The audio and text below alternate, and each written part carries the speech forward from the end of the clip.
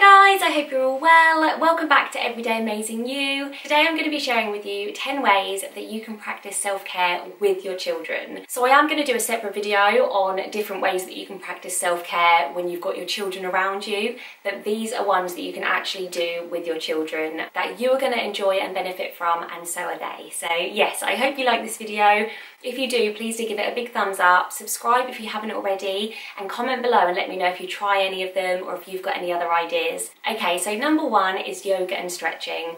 I absolutely love yoga. I find it so relaxing. I find that it feels good physically and mentally, and it just kind of gives me like 5 minutes peace. That's all you need, 5 minutes, 2 minutes if that's all you've got. And something that I do find is that whenever I try and do it by myself, my children always want to climb on top of me, climb underneath me. They always want to kind of be involved because it looks fun and interesting. So yeah, I kind of just figured, why not let them join in with me? It teaches them to listen and to copy and just to be patient and calm. Number two, and I've actually spoken about this in another video, is grounding. It's a technique that's often used when people are having panic or anxiety attacks, and it's also really great to use when your child's having a tantrum or just a bit of a moment. If you're experiencing any kind of negative emotion, whether you're angry, annoyed, frustrated, low, sad, depressed, or your children are feeling like that, you're both having a bit of a bad day, then grounding is a great one. So all you need to do is think of 5 things that you can see, 4 things that you can touch, 3 things that you can hear, 2 things that you can smell, and 1 thing that you can taste. And all it does is just brings your attention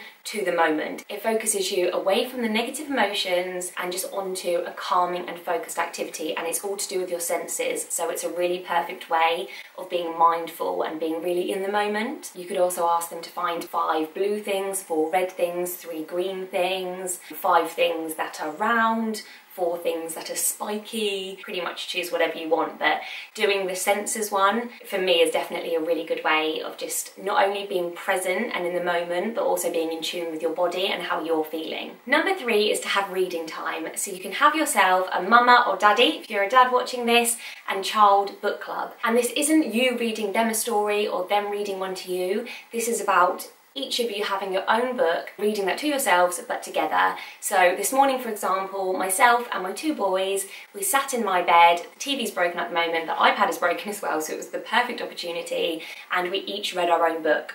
We got about 10 minutes in, I would say, before my youngest wanted to steal my oldest's book and wanted to climb over me and start jumping on the bed and stuff, but that gave me 10 minutes of peace to read my book.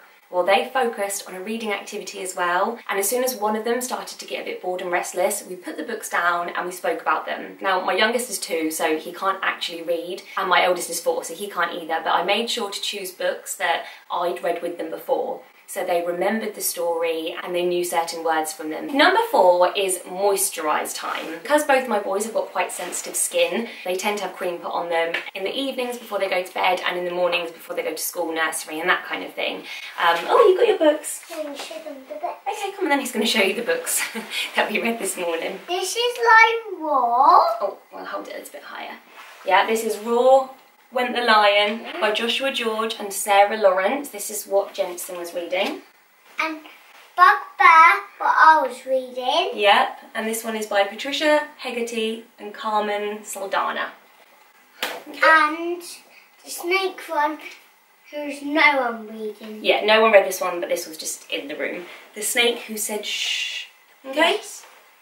Okay, let me carry on. So yeah, sometimes if I just want to do my skincare or we're feeling a little bit stressed, a little bit just negative, then we'll take a couple of minutes out and we'll just moisturise our hands and our feet, and it's just a really relaxing, sensory, tactile thing to do. Number 5 is to have a bubble bath together. My sons are 4 and 2 and we still have baths together all the time. It's definitely not as relaxing as if I were to have one by myself, but it's still lovely just to close the blinds. I put a nice candle on or bring a reed diffuser or something in. Hello! Obviously they don't chill out that much, they kind of splash around and play with their toys and stuff. Don't be so rude. But it makes for a nice change of scenery and kind of calms us down if we're all feeling a little bit hyper. Number 6 is to have a dance party. Now, people always seem to think of self-care as something that has to be like calming and relaxing. But self-care to me is just anything that makes you happy. Anything that boosts you to have a positive emotion is self-care to me. So that might be running, going to the gym, doing a Zumba class. And me and my boys love to dance. We're silly and we jump about and we have fun, and it just gives you a big boost of positive endorphins, which make you feel amazing. Number 7 is cleaning. And yes, my 4-year-old and 2-year-old both love to help me clean, whether I'm hoovering, loading or emptying the washing machine, you know, wiping down the sides, whatever I'm doing, they always ask to join me. For me, cleaning is really therapeutic. I enjoy like the physical act of cleaning because it's something physical, it's keeping me moving, and I love completing a job, you know, seeing a before and after from dirty to clean or messy to tidy. And quite often I'll just give them a spray bottle with some water in, a clean cloth, and I'll just let them go crazy. If they do it on the walls, the carpets, whatever, it's absolutely fine. Number 8 is to minimise. I am huge on minimising, decluttering, organising, everything like that.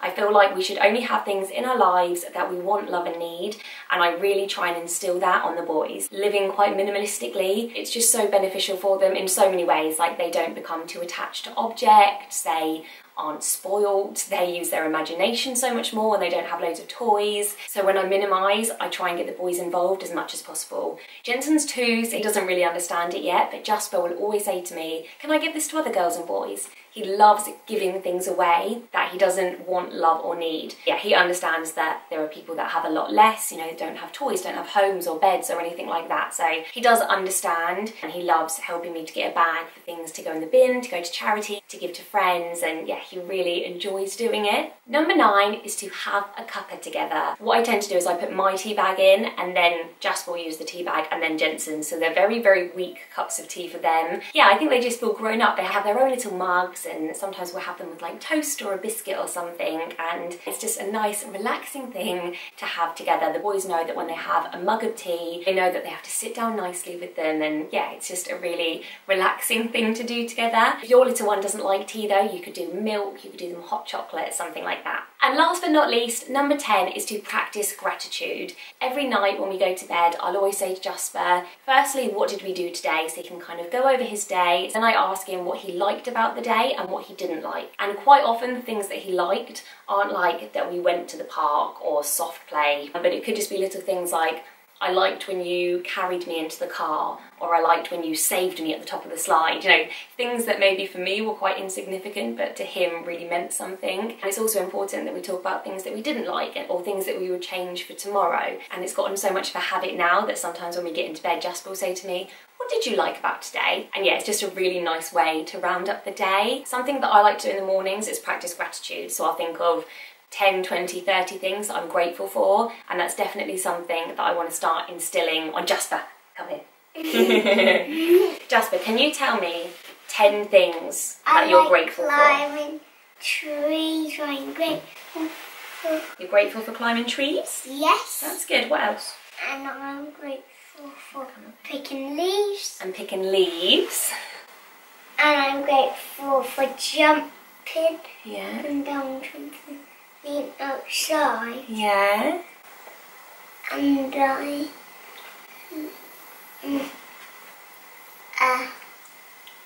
jumping off of little trees. Yeah. They're really good things to be grateful for, bud. So that's it. Those are 10 ways that you can practice self-care with your children. So thank you very much for watching. I hope that you try some of these and really feel the benefits with your children. Bye! Bye, little poops.